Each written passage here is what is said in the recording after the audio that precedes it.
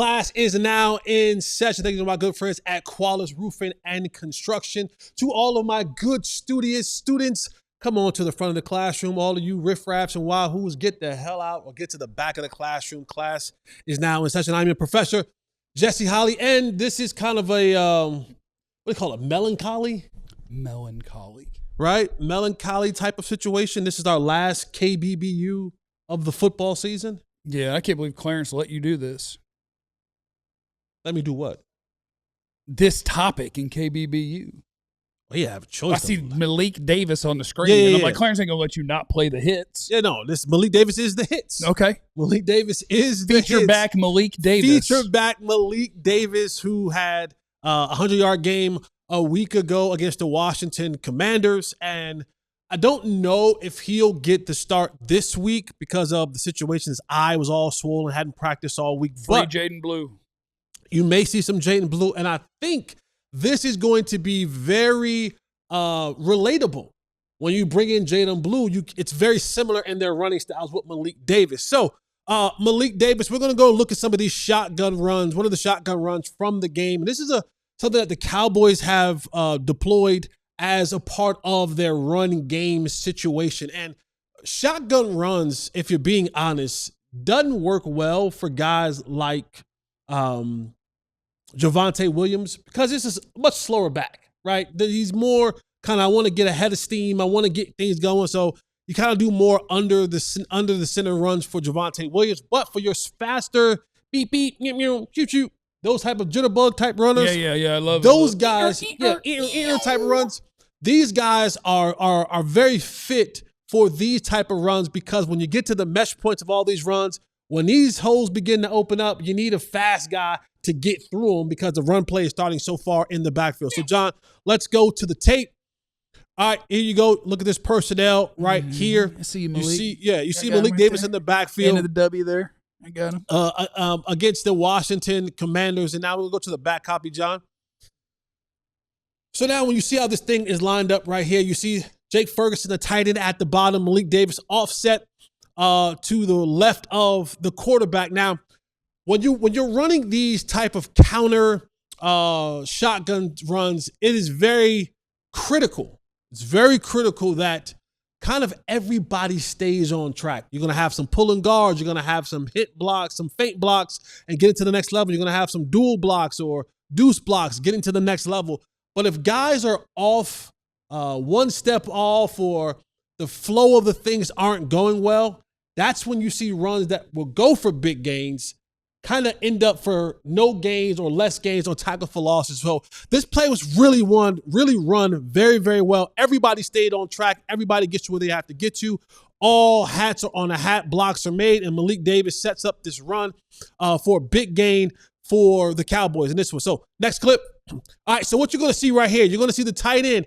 He initially is going to take a jab step out, a feint block to that defensive end playing in that wide 9 situation. Why do you ask that, Jesse? Because why don't he just block him? Because he has responsibility. Frankie Louvu, number 4, he's going to move up to the second level to get him. But what I don't need the defensive end to do is to just come right off that edge screaming down the line of scrimmage and blow this play up. Because I have a pulling guard coming around the bend. So the tight end, he takes a jab step, a hint block, a feint block towards that defensive end just to get him to chatter his feet for a moment as I then move up to the next level to block Frankie Louvu. So now look at that next block. You see that your left tackle, right? He is now blocking down a deuce block or a dual block. He is now jamming that block onto the guard. Once he jams that block onto the guard, secure that block onto the guard, he is now going to take the necessary steps to move up to Bobby Wagner, the middle linebacker, right? So he jams that block down onto the guard, and then he begins to work his way up to the top. You'll see the backside of this thing. You'll see the guard, TJ Bass, is now your pulling guard on the back end. So he's coming around the backside, and he's going to kick out that defensive end. And what's really important in this one is it's the mesh point. When you see Dak Prescott, he's putting the ball in the belly of the running back. Now, here's where the running back has to be patient because I don't want to overrun or outrun my blocking, right? I have to give the tight end a chance to get up to that next level, Steele's going to make his block. I got to give him a chance to get to that next level. And then for my pulling guard to kick out that defensive end.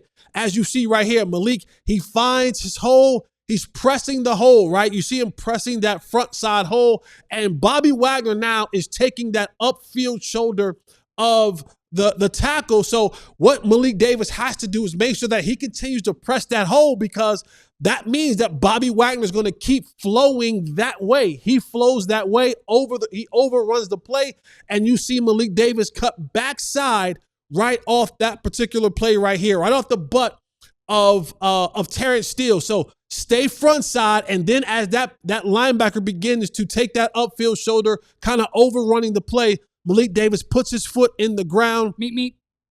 And get back up into the crease of that thing. Next slide. He gets up into that crease of that thing as you see the hole open up and develop.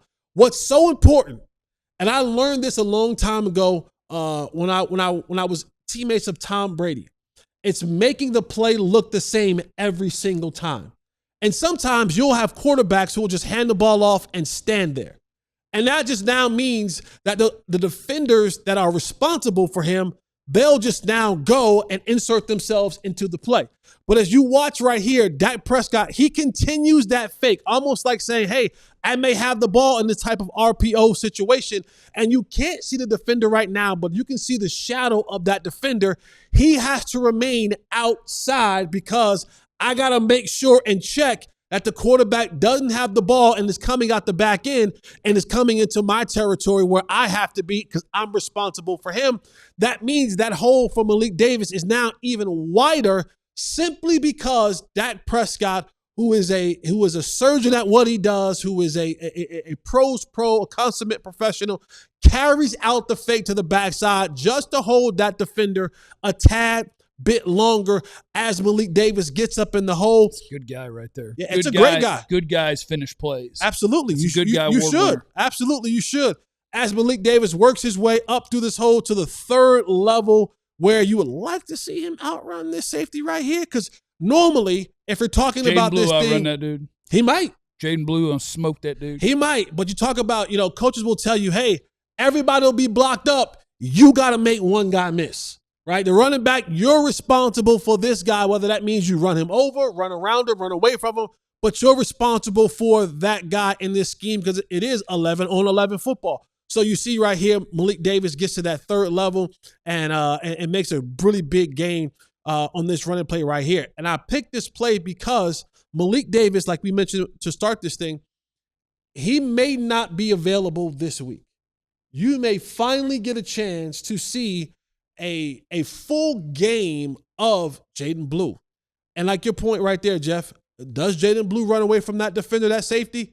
Quite possibly he does. He has those beep beeps that'll get to that third level and will run away from defenders, kind of like we saw Jahmyr Gibbs do when he got to the third level, and guys just can't take the proper angles, can't catch him. All you see is the brake lights as he's running into the end zone. So, yeah, that right there, shotgun run play, run these counter plays for the Cowboys. That has been a staple of what they do all year long. You've seen them try to do this some with CeeDee Lamb. That ended up in an ankle injury. You saw some with Turpin. That ended up in a fumble. But when you have a back like Malik Davis, like Jaden Blue, we hope in the future, those quicker backs who can get to the hole and get through the hole and get to the next level expeditiously, it really bodes well in that sort of run thing. And then now I can get in that formation and run different plays out of that. I can have Dak Prescott come out the back end with a little pop pass. There's a multiple things that you can do in that particular look, but running the counter play out of the shotgun is one that Schottenheimer and what's my guy's name? Clayton Adams. Yeah. They like to use in this offense. We just get us a couple of Jaden Blue 60-yard touchdowns going into the offseason with everybody going. We got a running back. We love it, man. We absolutely love it. And that's the final KBBU of the football season. I hope that you all enjoyed it. I hope that it was informational. I hope that you learned something from it. We'll probably do some sort of variation of that in the offseason. Break down plays, and just give you more insight. That's what our job is. Our job here is to not only entertain you, but to give you proper information about the game that we love. And so if we can do that for you, man, I hope you guys appreciate it. Thank you to my friends at Qualis Roofing and Construction for sponsoring that segment, man. And yeah, man, it's been a fun year.